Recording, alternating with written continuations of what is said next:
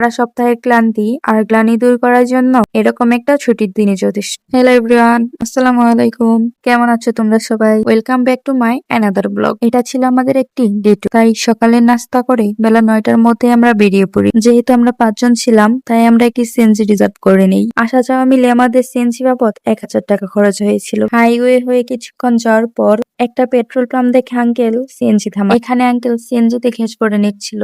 আমরা তখন সিএনজি থেকে নেমে সামনের একটা দোকানের দিকে যাই। আমরা মূলত এখান থেকে শুধু 1 কাপ কফি নিয়েছিলাম। 1 কাপ কফির দাম পড়েছিল 25 টাকা। ও হ্যাঁ, তোমাদের তো লোকেশনের কথা বলাই হয়নি। আমরা যাচ্ছিলাম কোরটার একটি রিসোর্টে। কিছুক্ষণ যাওয়ার পর আমরা সেখানে পৌঁছে যাই। রিসোর্টটির নাম হচ্ছে water garden resort and spa. সেখানে যাওয়ার পর আমরা প্রথমেই টিকিট কেটে নিই। প্রবেশ মূল্য মূলত ছিল 300 টাকা, কিন্তু যেহেতু আমরা সুইমিং করবো তাই আমাদের খরচ পড়েছিল 800 টাকা। রিসোর্টের ভেতরে তেমন কোনো দোকান নেই, তাই আমরা রিসোর্ট থেকে একটু সামনে গিয়ে একটি দোকানে চলে যাই। সেখান থেকে আমরা কয়েকটা চিপস কিনে নেই। সেগুলো নিয়ে আমরা আবার রিসোর্টের দিকে হাঁটা দেই। রিসোর্টের ভেতরটা ছিল খুবই সুন্দর আর নিরিবিলি। চারিদিকে সুন্দর সুন্দর অনেক ধরনের গাছই ছিল। তারপরে এই সাইনবোর্ডটা দেখে আমরা হরিণ আর খরগোশ দেখার জন্য সামনের দিকে হাঁটা দেই। সোজা আসার পর আমরা প্রথমে এখানে একটি বড় পুকুর দেখতে পাই। পুকুরের বামের দিককার রাস্তা দিয়ে হেঁটে গেলে প্রথমে আমাদের কয়েকটা হরিণের সাথে দেখা হয়। হরিণগুলো সম্ভবত আমাদের দেখে ভয় পাচ্ছিল। হরিণগুলো দূরে দাঁড়িয়ে আমাদের দিকে তাকিয়েছিল। হরিণগুলোর উল্টো পাশে ছিল একটি বিল্ডিং।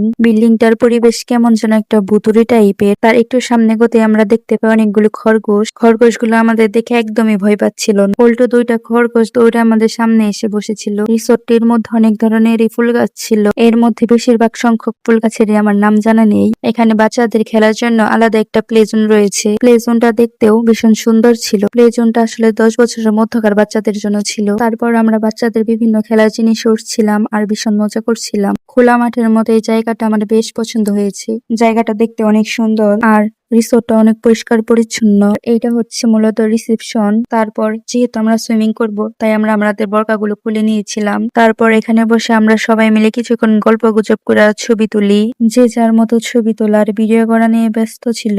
আর দেখো এখানে সবার জিনিস কিভাবে মাটিতে ফেলে রেখেছে। তারপর আমরা সুইমিং এর জন্য সামনে গিয়ে যাই।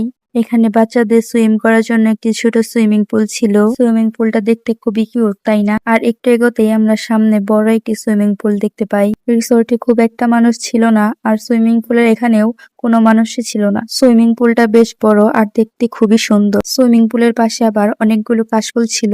এখানে প্রতিদিন পানি চেঞ্জ করা হয়, তাই পানিতে কোনো ময়লা থাকার সম্ভাবনা নেই। পানিতে নামার আগেই মজা করে আমি আমাদের চিপস আর কোল্ড ড্রিঙ্কস গুলো পানিতে ছুড়ে ফেলছিলাম। তারপর আস্তে আস্তে আমরা সবাই পানিতে নেমে যাই। যদিও সেদিন অনেক রোদ আর গরম ছিল, কিন্তু পানি ঠান্ডা হয় আমাদের বেশ লেগেছে। সুইমিং পুলের জন্য আমাদের 1 ঘন্টার সময় বলে দেওয়া হয়েছিল, কিন্তু আমরা 1 ঘন্টার থেকে অনেক বেশি সময় পানিতে ছিলাম। সুইমিং পুলের সাথে একটা শাওয়ার আর চেঞ্জিং রুম আছে।